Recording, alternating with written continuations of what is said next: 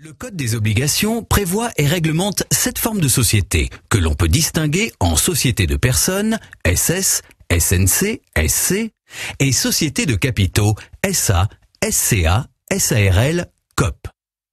Sont des sociétés de personnes les sociétés simples, SS, sociétés en nom collectif, SNC, et les sociétés en commandite, SC. Sont des sociétés de capitaux les sociétés anonymes, SA, sociétés en commandite par action, SCA, et sociétés à responsabilité limitée, SARL, et les sociétés coopératives, COP. Les sociétés de capitaux sont des personnes morales qui existent indépendamment de leurs fondateurs, investisseurs et gérants.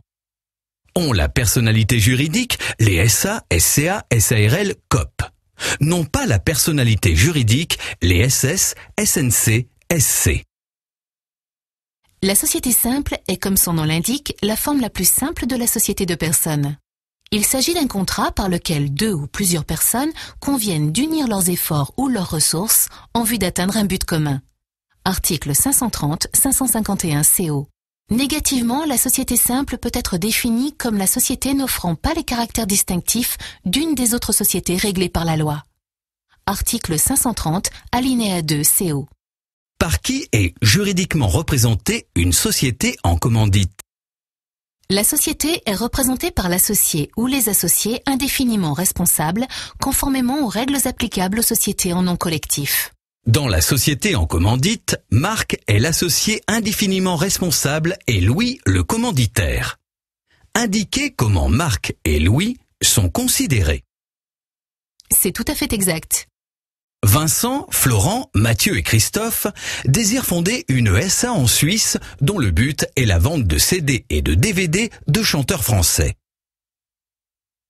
Ils organisent également des auditions de jeunes espoirs suisses de la chanson française de demain et des concerts pour les plus prometteurs d'entre eux. Ils espèrent voir leur entreprise grandir rapidement. À combien le capital action minimum est-il fixé ?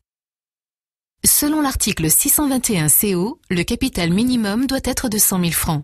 Quelle sera la somme minimale qui devra être versée lors de la fondation de la SA ?